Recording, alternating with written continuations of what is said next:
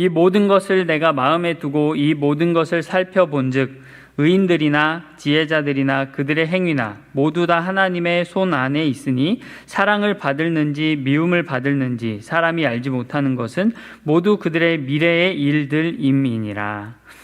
모든 사람에게 임하는 그 모든 것이 일반이라. 의인과 악인, 선한 자와 깨끗한 자와 깨끗하지 아니한 자, 제사를 드리는 자와 제사를 드리지 아니하는 자에게 일어나는 일들이 모두 일반이니 선인과 죄인, 맹세하는 자와 맹세하기를 무서워하는 자가 일반이로다. 모든 사람의 결국은 일반이라. 이것은 해 아래에서 행해지는 모든 일 중에 악한 것이니 곧 인생의 마음에는 악이 가득하여 그들의 평생에 미친 마음을 품고 있다가 후에는 죽은 자들에게로 돌아가는 것이라. 모든 산자들 중에 들어있는 자에게는 누구나 소망이 있음은 산 개가 죽은 사자보다 낫기 때문이니라. 산자들은 죽을 줄을 알되 죽은 자들은 아무것도 모르며 그들이 다시는 상을 받지 못하는 것은 그들의 이름이 잊어버린 바 됨이니라. 그들의 사랑과 미움과 시기도 없어진 지 오래이니 해 아래에서 행하는 모든 일 중에서 그들에게 돌아갈 몫은 영원히 없느니라. 너는 가서 기쁨으로 내 음식물을 먹고 즐거운 마음으로 내 포도주를 마실지어다. 이는 하나님이 내가 하는 일들을 벌써 기쁘게 받으셨음이니라. 내 의복을 항상 희게 하며 내 머리에 향 기름을 그치지 아니하도록 할지니라. 내 헛된 평생의 모든 날 곧 하나님이 해 아래에서 내게 주신 모든 헛된 날에 내가 사랑하는 아내와 함께 즐겁게 살지어다. 그것이 내가 평생의 해 아래에서 수고하고 얻은 내 몫이니라. 내 손이 이를 얻는 대로 힘을 다하여 할지어다. 내가 장차 들어갈 스올에는 일도 없고 계획도 없고 지식도 없고 지혜도 없음이니라. 아멘. 네. 이제 오늘 전도서 9장 1절로 10절 말씀을 가지고 생명 있을 동안에 꼭 해야 할 일이라는 제목으로 말씀을 전하겠습니다.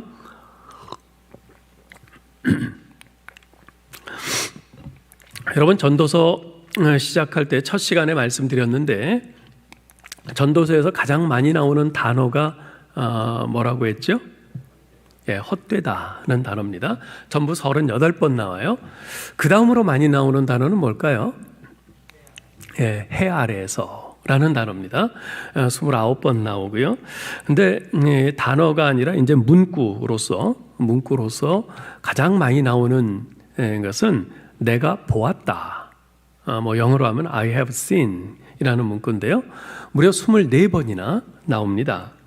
내가 보았다는 말이 이처럼 많이 등장하는 것은 이 전도자 솔로몬이 이 전도서를 쓸 때 그냥 이 세상에서 벌어지고 있는 일들을 그냥 대충 넘긴 것이 아니라 이 세상사의 현실을 꼼꼼히 보고 관찰하고 살펴서 거기서 깨달은 것을 가지고 이 전도서를 썼다는 것을 의미합니다. 자, 그런데 전도자는 이 세상사의 현실을 단지 관찰만 한 것이 아닙니다. 오늘 9장 1절 상반절에 보면요, 이 모든 것을 내가 마음에 두고 이 모든 것을 살펴보았다고 말을 합니다. 즉, 전도자가 세상에서 벌어지고 있는 일들을 관찰하고 살펴본 까닭은 세상살이의 이치를 그 마음으로 깨닫기 위해서였어요. 자, 여러분, 그 사실과 진실의 차이를 아시나요? 사실과 진실은 어떻게 다를까요? 사실은 눈에 비친 현실입니다. 진실은 그 눈에 비친 현실의 이면에 숨어있는 이치입니다. 사실 우리가 눈으로 보고 있는 것, 그건 분명 현실인데 그것이 곧 다 진실은 아니에요. 그 이면에 숨어있는 것들이 진실일 경우가 많죠. 우리가 정치인들, 정치세계 보면은 우리가 이런 거 확실히 많이 알지 않습니까? 전도자는 현실 세계에서 벌어지고 있는 일들의 이면에 숨어있는 이치, 즉 진실을 깨닫기 위해 이제까지 세상사를 보고 관찰하고 살핀 거죠. 즉 진실에 대한 갈증이 있었던 겁니다. 그렇습니다. 사랑하는 성도 여러분, 그저 눈에 보이는 대로 살아서는 안 됩니다. 진실에 대한 갈증, 진리에 대한 타는 목마름, 이것이 있어야 합니다. 그래야 우리의 소중한 인생을 무가치하고 헛된 것에 낭비하지 않고 소중하고 가치 있는 인생으로 살아낼 수 있습니다. 자, 그러면 전도자가 세상사를 관찰하고 살펴보면서 깨달은 진실은 무엇입니까? 그럼 오늘 본문에서 세 가지 예를 이야기합니다. 첫째는 하나님의 주권입니다. 1절을 보실까요? 이 모든 것을 내가 마음에 두고 이 모든 것을 살펴본즉 의인들이나 지혜자들이나 그들의 행위나 모두 다 하나님의 손안에 있으니 사랑을 받을는지 미움을 받을는지 사람이 알지 못하는 것은 모두 그들의 미래의 일들임이니라. 여기서 이 모든 것이란 앞서 8장의 후반부에서 전도자가 언급한 내용, 즉 의인들은 종종 고난을 받는 반면 악인들은 번성하는 그 현실과 더 나아가 의인이 악인되고 악인이 의인되는 참으로 모순되고 불합리하고 불의한 이 현실을 가리킵니다. 도무지 이해할 수 없는, 이해가 안 되는 세상의 부조리를 말하죠. 자, 그런데 그렇게 우리 인간이 이해할 수 없는 일이든 이해할 수 있는 일이든 인간사에 일어나는 모든 사건, 우리가 경험하는 모든 일은 다 하나님의 손 안에 있다고 말합니다. 하나님의 손을 떠나서는 아무것도 존재하지 않는다는 말입니다.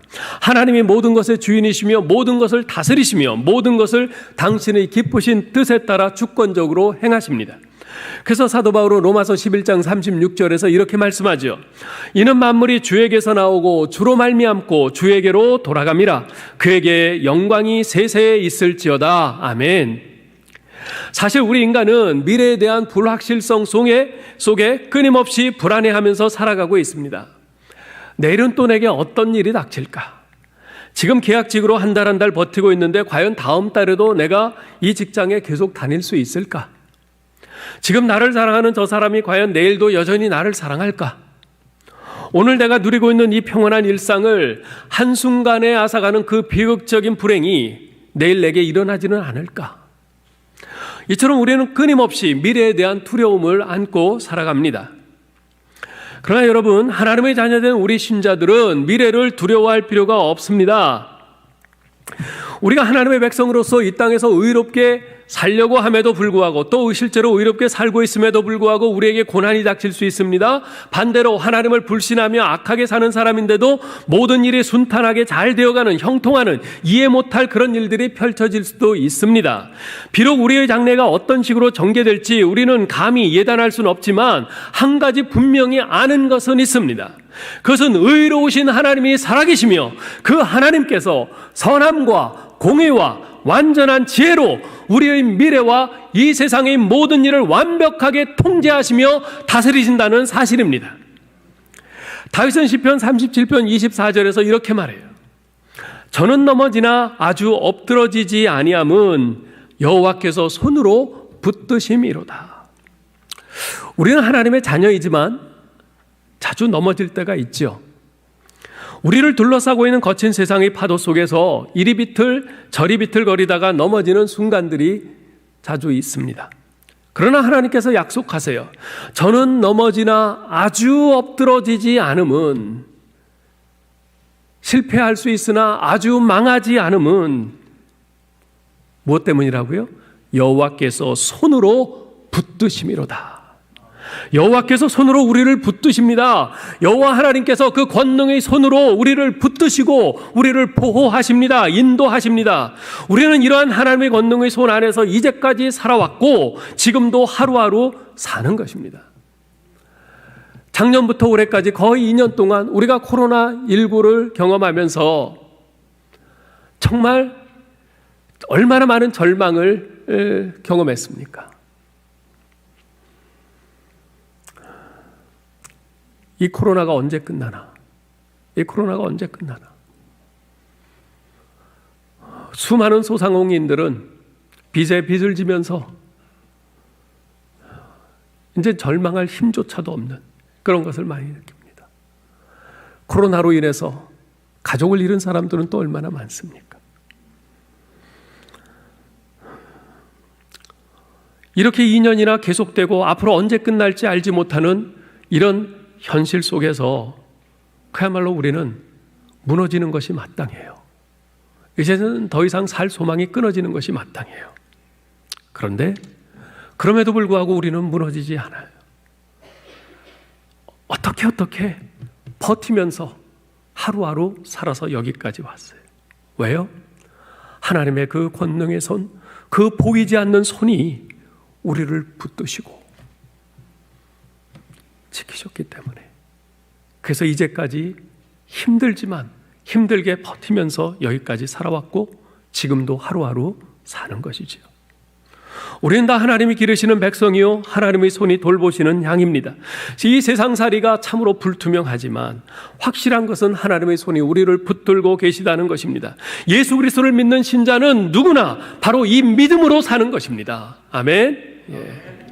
그런데 이것이 다가 아닙니다. 사도 바울은 이렇게 선언합니다. 로마서 8장 28절, 우리가 잘 아는 말씀이죠. 함께 읽어볼까요?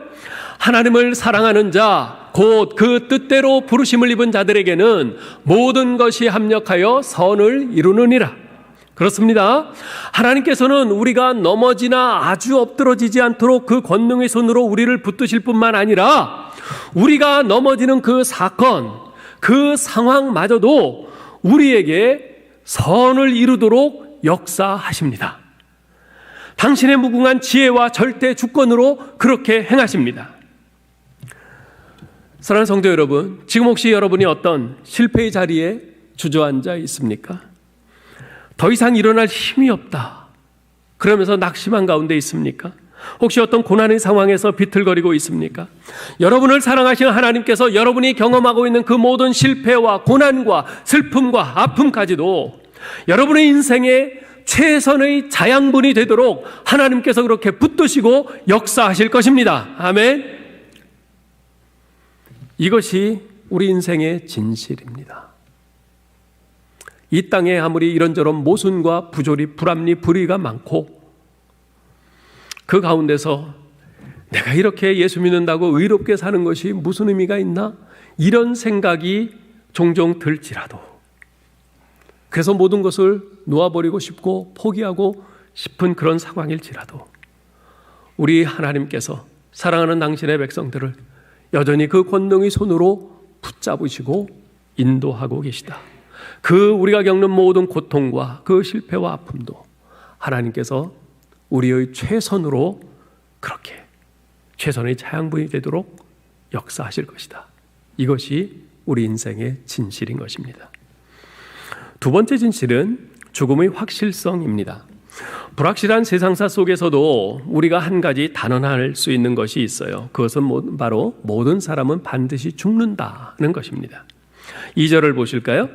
모든 사람에게 임하는 그 모든 것이 일반이라. 의인과 악인, 선한 자와 깨끗한 자와 깨끗하지 아니한 자, 제사를 드리는 자와 제사를 드리지 아니하는 자에게 일어나는 일들이 모두 일반이니 선인과 죄인, 맹세하는 자와 맹세하기를 무서워하는 자가 일반이로다. 그렇습니다.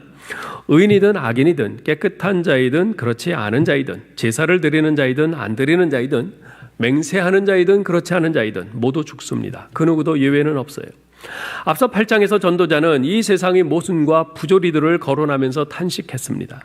의인이 악한 자 취급받고 악한 자가 의인 대접받는 왜곡된 현실을 탄식했습니다. 이 세상이 공평치 않다고 탄식했어요. 그랬던 전도자인데 9장에 들어와서는 그래도 이 세상에 공평한 것이 있다고 말합니다. 그것은 바로 인간의 죽음입니다. 모든 사람은 결국 죽음 앞에 서게 된다는 것입니다. 누구나 다 죽게 된다는 이 현실 앞에선 인간은 다 공평하다는 것입니다. 그렇습니다. 모든 사람은 반드시 죽어요. 그런데 신천지 이단은 자신들의 교주 이만희는 죽지 않고 영생불사한다고 주장하면서 사람들을 미혹하고 있습니다. 그것은 새빨간 거짓말입니다. 지난번 코로나19 사건으로 이만희가 구속될 때 우리가 TV에서 보았잖아요. 그는 하루가 다르게 쇠약해지고 있습니다. 그럼 머지않아 반드시 죽습니다. 신천지 내부에서는 그것을 기정사실로 이미 알고 이만희 사후를 준비하고 있습니다. 이제까지 이만희는 영생불사한다고 그랬는데 죽었을 때 그 파장을 어떻게 할 것인가. 그래서 지금 그들은 자신들의 그 교리를 뜯어고치는, 교묘하게 뜯어고치는 그 작업을 하고 있어요. 그리고 이만희 사후의 후계자를 어떻게 할 것인가 그 준비를 하고 있습니다. 모든 사람은 반드시 죽어요. 죽지 않는 사람은 없습니다. 전도자는 이 사실을 3절에서 다시 한번 반복하면서 힘주어 말합니다. 3절 보세요. 모든 사람의 결국은 일반이라. 이것은 해 아래에서 행해지는 모든 일 중에 악한 것이니 곧 인생의 마음에는 악이 가득하여 그들의 평생에 미친 마음을 품고 있다가 후에는 죽은 자들에게로 돌아가는 것이라. 자, 전도자가 이 사실을 반복하며 강조하여 말하는 까닭이 뭘까요? 여러분, 라틴어에 메멘토 모리라는 말이 있습니다. 죽음을 기억하라는 뜻입니다. 너도 반드시 죽는 것을 기억하라는 말이죠. 그래서 로마의 어떤 황제는 죽음 앞에서 진지한 삶을 살기를 원해서 신하들이 아침마다 자기에게 문안 인사를 할 때 이렇게 인사하도록 명했다고 그래요. 황제여 죽음을 기억하소서. 황제여 죽음을 기억하소서. 이 황제에게 얼마나 불경한 말입니까? 그죠? 근데 이 황제는 자기에게 그렇게 인사하라고 했어요. 얼마나 지혜로운 왕이에요. 매일 이 말을 들을 때 그래, 나는 오늘 죽을 수도 있는 인생이지. 그러면서 그 죽음을 생각하며 조금이라도 바로 살려고 하지 않겠어요? 자기가 가지고 있는 그 막강한 그 황제의 권력을 가지고 다른 백성들을 핍박하고 그런 데 쓰는 것이 아니라 어떻게 하면 좀 더 바르게 통치를 할까? 그런 데 사용하지 않겠어요? 초대교회 당시 로마의 무서운 박해에 직면해 있던 성도들은 서로 만나면 꼭 하는 인사말이 있었습니다. 그것은 마라나타, 주님이 곧 오십니다 라는 말이었어요.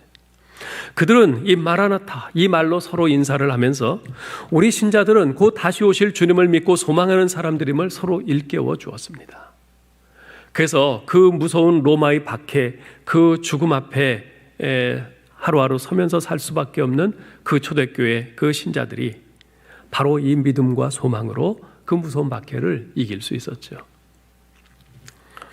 어쩌면 전도자는 지금 메멘토 모리, 즉 죽음을 기억하라, 이것을 경고하는 것처럼 보입니다. 그러나 본문에서 전도자가 말하려는 것은 사람이란 누구나 죽는다는 것을 기억하라, 이것이 아닙니다. 인생살이가 허탄하게 죽음으로 끝난다는 사실은 전도자가 이미 앞서 3장 18절로 22절에서 밝힌 적이 있습니다. 그래서 전도자는 19절에서 짐승이 죽음같이 사람도 죽으니 사람이 짐승보다 뛰어남이 없으면 모든 것이 헛됨이로다, 이렇게 울부짖지 않았습니까? 지금 전도자가 말하는 것은 모든 사람은 다 죽음 앞에서 공평해진다는 것을 깨달으라는 것입니다. 부한 자나 가난한 자나 권세자나 평범한 서민이나 많이 배운 자나 못 배운 자나 모든 사람은 반드시 다 죽음 앞에 서게 되며 죽고 나면 한 줌 재밖에 남지 않습니다. 자, 이렇게 본다면 죽음 앞에서 선하고 의롭게 사는 것이 별 의미가 없어 보입니다. 뭐 어차피 선하게 사나 악하게 사나 죽는 것은 일반인데, 그죠? 그래서 사람들은 뭐 어차피 한번 살다 죽는 거, 이렇게 사나 저렇게 사나 죽는 것은 다 마찬가지인데 뭐 될 대로 되라지, 그러면서 막 사는 인생들이 있는지도 모르겠어요. 자, 그런데 단지 이렇게 말하고 끝나기에는 이 3절 말씀은 뭔가 좀 석연치 않은 것이 있습니다. 전도자는 죽음을 해 아래에서 행해지는 모든 일 중에 악한 것이라, 이렇게 말을 합니다. 이 말이 무슨 뜻일까요? 죽음은 저절로 생긴 자연현상이 아니라 불가항력적인 악이라는 것입니다. 그렇습니다. 죽음은요, 자연이 저절로 생긴 것이 아닙니다. 성경은 분명히 선언합니다. 죄의 값은 사망이라고.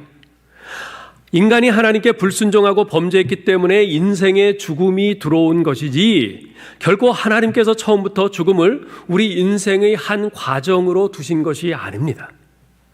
다만 우리 인간의 힘으로는 도저히 피할 수도 맞설 수도 없는 것이기에 죽음은 불가항력적인 악인 것이지요.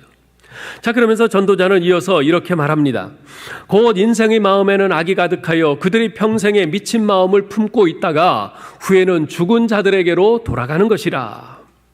사실 이 3절 말씀은요, 성경의 첫 부분에 대한 해석이라고 할 수 있습니다. 창세기 3장에 보면요, 아담은 하나님께 불순종하여 죄를 범합니다. 아담 안에서 모든 인류는 그 영적으로 죽은 자로 태어납니다. 그리고 나중에 육적으로도 죽습니다. 우리는 죄 가운데서 태어나서 한평생 죄를 범하다가 죄 가운데 죽습니다. 그럴 수밖에 없는 것은 우리 인간의 마음은 악과 미친 마음으로 가득하기 때문에 그렇습니다. 그렇습니다. 사람들의 마음은요, 악으로 가득 채워져 있어요. 아담과 하와의 타락 이후로 모든 인간은 선을 분별할 수도, 선을 원하지도, 선을 행하지도 않고 선의 근원이신 하나님을 찾지도 않습니다. 그래서 사도 바울은 시편을 인용해서 로마서 3장 10절로 12절에서 이렇게 말하죠. 기록된 바 의인은 없나니 하나도 없으며 깨닫는 자도 없고 하나님을 찾는 자도 없고 다 치우쳐 함께 무익해지고 선을 행하는 자는 없나니 하나도 없도다. 예. 모든 사람들은 악으로 가득합니다.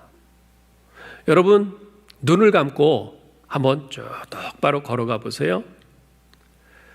처음에는 똑바로 가는데 한참 걷다 보면 나중에 눈 떠보면 이상한데 내가 어느새 이렇게 왔지? 휘어져 있는 것을 보게 돼요. 네?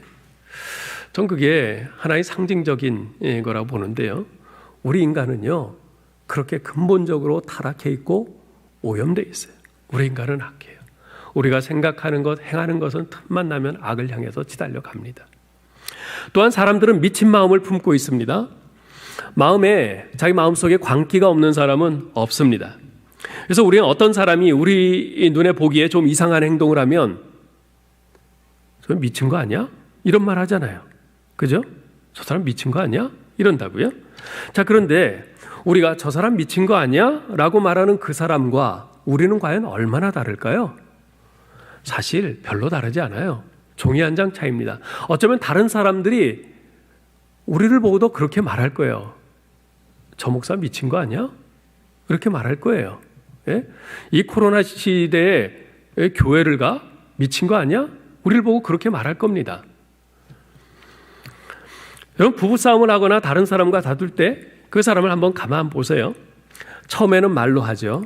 근데 말로 하는데 안 먹게 되면 점점 감정이 고조됩니다. 그렇게 점점 감정이 고조되면 이성을 잃어버려요. 핏대를 올립니다. 악을 씁니다. 그러다가 꼭지가 돌면 그때는 눈에 뵈는 게 없어요. 그래서 남편이 아내를 죽이고 자식이 부모를 죽이고 몇십 년 지기 친구가 친구를 죽이는 것 아니겠어요? 우리에게 다 이런 미친 마음이 있어요. 어떤 특정한 상황이 되면 그것이 튀어나올 겁니다. 이렇게 극단적으로까지 가지 않더라도 우리 모두는 이 미친 마음을 품고 있는 것을 쉽게 조금만 생각해 보면 알 수 있어요. 어느 책에선가 이런 말을 본 적이 있는데요. 광기란 다른 결과를 바라면서도 똑같은 일을 반복하는 것이다. 광기란 다른 결과를 바라면서도 똑같은 일을 반복하는 것이다. 참 정확한 지적이라는 생각이 들어요. 여러분 보세요. 이제 수능이 곧 다가오잖아요. 이번 수능 잘 쳐야 되는데 수능 잘 쳐야지. 수능 잘 치기를 바라면서도 여전히 게임하는 데 시간을 보낸다면 미친 짓 아닙니까? 직장에서 인정받기를 바라면서도 성실하게 일하지는 않고 사람들 눈치만 보면서 잔머리를 굴려요. 틈만 나면 컴퓨터에서 인터넷으로 주식하고 그래요. 그러면서 인정받을 수 있겠어요? 미친 마음이죠. 나도 아무개 집사님처럼 훌륭한 신앙이 되었으면, 나도 그렇게 훌륭한 신앙생활을 했으면 하고 그렇게 바라는데 정작 성경 읽기와 기도 등 경건생활과 봉사는 외면해요. 이것도 미친 마음이죠. 저와 같은 목회자들도 마찬가지입니다. 나중에 이러이러한 멋진 목회를 해야지 하고 이상적인 목회에 대한 말은 현란하게 하는데 정작 지금 자기에게 주어진 한 영혼을 돌보는 일에는 소홀합니다. 이것도 미친 것이죠. 여러분에게는 이런 미친 마음이 없다고 자신할 수 있습니까? 저는 없어요. 이처럼 우리 인간은 악이 가득하고 미친 마음을 품고 살다가 죽고 맙니다. 자, 그런데 모든 사람이 죽는 것은 사실이지만 그렇다고 해서 죽음 이후도 똑같지는 않습니다. 모든 사람이 죽는 것은 똑같지만 죽음 가운데서도 더 악한 죽음이 있다고 말합니다. 이것은 죽음으로 모든 것이 끝나지 않는다는 것을 암시하는 말입니다. 그렇습니다. 히브리서 9장 27절 말씀처럼 한 번 죽는 것은 사람에게 정하신 것이요 그 후에는 심판이 있습니다. 그리고 그 심판은 이 땅에서 어떻게 살았느냐에 따라 그 결과가 달라지는 심판입니다. 그러므로 이렇게 살든 저렇게 살든 죽는 것은 매일반이다 하는 생각으로 함부로 살아서는 안 되는 것이죠. 요즘 웰빙이란 말을 많이 사용합니다. 웰빙, 잘 사는 것이란 뜻이죠. 전에는 열심히 일해서 돈 벌어 집 사고 안정되게 살면 잘 사는 것이라고 생각을 했는데요. 지금은 좀 다른 것 같아요. 좀 더 의미 있고 가치 있는 삶을 사는 것, 그것을 웰빙이라고 생각을 합니다. 그래서 무조건 열심히 일하고 돈 많이 벌어서 큰 집에 사는 것이 웰빙 라이프가 아니라 자주 가족과 함께 시간도 보내고 같이 보내고, 그리고 시시때때로 여행도 다니고 자기가 하고 싶은 취미생활도 즐기고, 비록 나이는 들었지만 전에 젊었을 때 하지 못했던 그 공부를 지금 다시 한번 도전해보고, 뭐 이런 삶이 웰빙 라이프라는 거예요. 자, 그런데 이 웰빙과 더불어서 요즘은 well dying, 잘 죽는 것이라는 말도 많이 쓰고 있습니다. 어떻게 죽는 것이 잘 죽는 것일까요? 여러분, 잘 죽는 것은 사랑하는 나의 가족이 죽었을 때 그래도 장수하고 돌아가셨으니 내 마음이 아프지 않다, 덜 아프다, 뭐 이런 것이 아니에요. 예? 잘 죽는다는 것은 죽음이 하나님께서 우리 피조물에게 두신 한계임을 깨닫는 것입니다. 즉, 죽음이 단지 인생에서 우연히 저절로 일어나는 것이 아님을 깨닫는 것입니다. 죽음이 내게 일어나는 이유는 내가 죄인이라는 사실, 내가 죄인이기 때문이라는 이 사실을 깨닫는 겁니다. 그래서 잘 죽는다는 것은 내가 태어난 그날부터 나는 죄로 인해서 사형 선고 아래 있었음을 깨닫는다는 것이며, 이제까지 내가 그럼에도 불구하고 소멸하지 않은 것은 하나님의 자비하심 때문임을 깨닫는 것입니다. 잘 죽는다는 것은 오직 예수 그리스도 안에서만 영원한 안식처가 있음을 깨닫고 예수 그리스도께 내 삶을 의탁하는 것입니다. 또한 잘 죽는다는 것은 장차 내가 저 천국에서 주님과 함께 영원히 살 것이기에 내가 이 세상에서 쌓아온 모든 것을 언제든지 놓을 수 있으며 지금부터 그런 것을 하나 둘씩 놓으면서 우리 주님 뒤를 따라가는 그런 삶을 살겠다고 결심하는 것입니다. 이것이 well dying, 잘 죽는 것입니다. 사랑하는 성도 여러분, 죽음은 피할 수 없습니다. 저도 죽을 것이고 여러분도 죽을 것입니다. 우리는 모두 앞서거니 뒤서거니 하면서 차례로 이 세상을 떠날 것입니다. 여러분은 well dying, 잘 죽을 준비가 되어 있으십니까? 예수 그리스도를 믿고 예수 그리스도를 올곧게 따라가는 것, 그거 외에는 우리가 well dying 할 수 있는 다른 길은 없습니다. 이것이 전도자가 깨달은 또 하나의 삶의 진실입니다. 세 번째 진실이 있어요. 그것은 죽음보다 삶이 더 낫다는 것입니다. 전도자는 이렇듯 죽음이라는 피할 수 없는 현실 앞에서 살아있는 것의 가치에 대해 주목합니다. 4절로 6절을 한번 보세요. 모든 산 자들 중에 들어있는 자에게는 누구나 소망이 있음은 산 개가 죽은 사자보다 낫기 때문이니라. 산 자들은 죽을 줄을 알되 죽은 자들은 아무것도 모르며 그들이 다시는 상을 받지 못하는 것은 그들의 이름이 잊어버린 바 됨이니라. 그들의 사랑과 미움과 시기도 없어진 지 오래이니 해 아래에서 행하는 모든 일 중에서 그들에게 돌아갈 몫은 영원히 없느니라. 우리나라 옛말에요, 개똥밭에 굴러도 이승이 더 낫다는 말이 있습니다. 그죠? 개똥밭에 구르는 인생, 얼마나 비참한 인생입니까? 사람 똥도 아니고 개똥밭에 굴러요. 그런데 그런 인생일 망정 죽는 것보다는 낫다는 것이에요. 죽는 것보다는 낫다. 지금 오늘 그와 똑같은 말이에요. 단지 이스라엘 사회에서 이스라엘 백성들이 쉽게 이해할 수 있는 그들의 관용적인 표현을 쓰고 있는 거죠. 즉, 산 개가 죽은 사자보다 낫다. 살아있는 개가 죽은 사자보다 낫다. 개는요, 이스라엘 사람들이 할 수 있는 그 최고의 욕 중에 하나입니다. 저 개 같은 XX. 네? 그것처럼 아주 비참한 게 없어요. 반면에 사자는 영광을 의미합니다. 그런데 이처럼 영광을 상징하는 사자라 할지라도 죽은 사자보다는 살아있는 개가 낫다는 것이에요.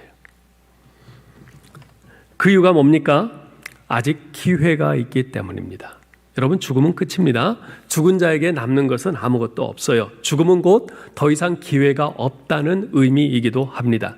그러므로 차라리 죽느니만 못한 삶이야 라고 말하는 그런 인생이라 할지라도 사실 이런 인생이 있죠. 네? 정말 죽느니만 못한 그런 삶의 형편에 있는 분들도 꽤 많습니다. 이해가 됩니다. 그러나 그런 인생이라 할지라도 죽는 것보다는 낫습니다. 왜냐하면 살아있다는 것은 곧 기회가 있다는 뜻이기 때문입니다. 살아있는 한 언제든 지금보다 더 나아질 기회가 있기 때문입니다. 모든 것이 합력하여 선을 이루게 하시는 그 하나님을 믿는 우리 신자들에게 있어서는 더더욱 그렇습니다. 살아있어야 그렇게 행하시는 하나님의 손길을 우리가 볼 수 있기 때문에 그렇습니다. 그러므로 우리 신자들은 어떤 경우에도 낙심하거나 삶을 포기해서는 안 됩니다. 왜냐하면 살아있어야 지금의 나이 무지막지한 이 고통, 이 고난, 이 아픔, 이 슬픔을 역전시키시는 우리 하나님의 그 손길, 모든 것을 합력하여 내게 최선을 이루시는 그 하나님의 역사하심을 볼 수 있기 때문에 그렇습니다.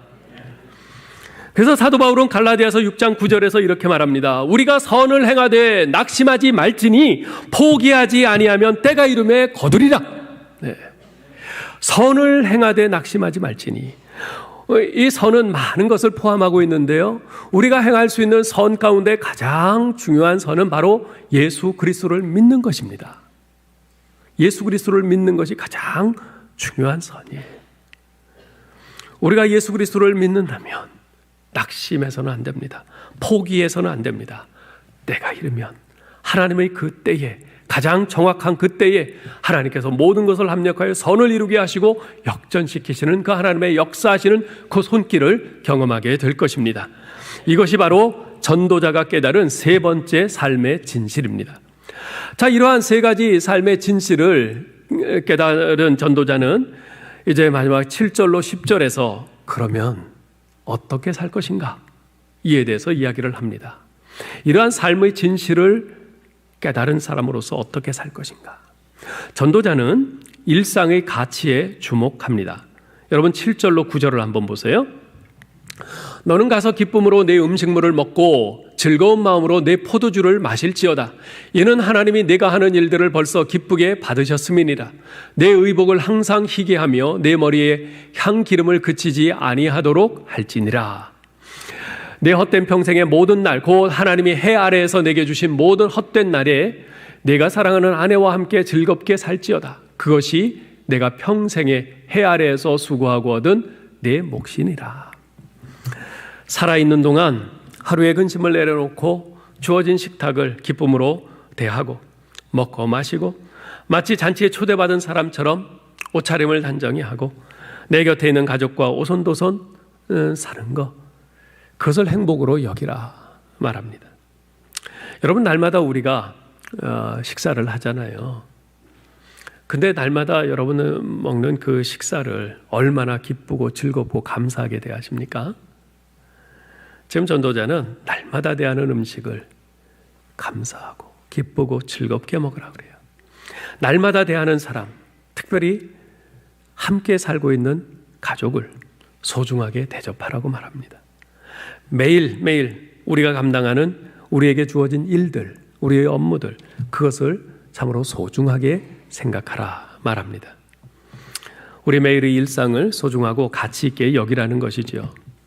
이런 일들은 비록 화려한 삶은 아니지만 일상에서 우리가 어렵지 않게 할 수 있는 일들입니다. 그런데요, 이런 삶은 믿음이 없는 사람들에게는 쉽지 않은 삶이기도 합니다. 왜냐하면 믿음이 없는 사람에게는 이런 소박한 삶이 곧 패배자의 삶이요 낙오자의 삶처럼 여겨지기 때문에 그렇습니다.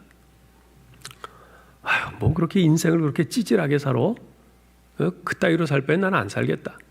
이러면서 조롱합니다. 예. 그러나 하나님을 경외하는 믿음의 사람에게는 이러한 소박한 삶이 하나님이 주시는 진정한 행복으로 다가옵니다. 여러분, 시편 128편에 보면 시편 기자는 이렇게 말합니다. 여호와를 경외하며 그의 길을 걷는 자마다 복이 있도다. 내가 내 손이 수고한 대로 먹을 것이라. 내가 복되고 형통하리로다. 내 집 안방에 있는 내 아내는 결실한 포도나무 같으며 내 식탁에 둘러앉은 자식들은 어린 감람나무 같으리로다. 여호와를 경외하는 자는 이같이 복을 얻으리로다. 여호와께서 시온에서 내게 복을 주실지어다. 너는 평생에 예루살렘의 번영을 보며 네 자식의 자식을 볼지어다. 이스라엘에게 평강이 있을지로다. 아멘. 여러분, 지금 이 시편에 보시면 뭐 그렇게 대단하고 엄청난 삶은 없어요. 뭐 몇십억짜리 뭐 아파트에 산다? 뭐 그런 거 없어요. 예? 뭐 어디서 최고급 레스토랑에 가서 뭐 맛있는 거 뭐 먹으면서 산다? 뭐 세계 일주 뭐 여행을 하면서 뭐 폼나게 산다? 뭐 그런 거 없어요. 그냥 하루하루 내게 주어진 일터에서 그 일을 성실하게 하고 거기에서 주어지는 소득으로 그것으로 먹는다. 내 집에 있는 아내와 내 가족들, 그들을 소중히 여기고 기뻐하면서 그들과 함께 식탁에 도란도란 앉아서 이런저런 이야기 나누고 같이 웃음꽃 피우고 그렇게 음식을 먹으며 하루하루 사는 거예요. 이게 하나님이 주신 복이라는 것입니다. 이게 하나님이 주신 복이다. 거기에 평강이 있다 말씀이에요. 이처럼 하나님을 경외하는 믿음의 사람은 하나님께서 허락하신 가족과 함께 누리는 소박한 일상을 성실히 누리며 사는 것, 이것이 인생의 참 행복임을 알고 헛된 욕심을 부리지 않고 하루하루 자족하며 감사와 기쁨으로 살아갑니다. 여기서 우리가 기억해야 할 것은요, 전도자의 관심은 미래에 반드시 닥칠 죽음에 있지 않다는 것이에요. 앞에서 모든 사람이 반드시 죽는다. 죽음 앞에서 모두 공평하다. 그러면서 한편으로 두렵게 이야기했잖아요. 근데 전도자의 관심은 거기에 있지 않고 오늘 우리에게 주어진 일상에 있어요.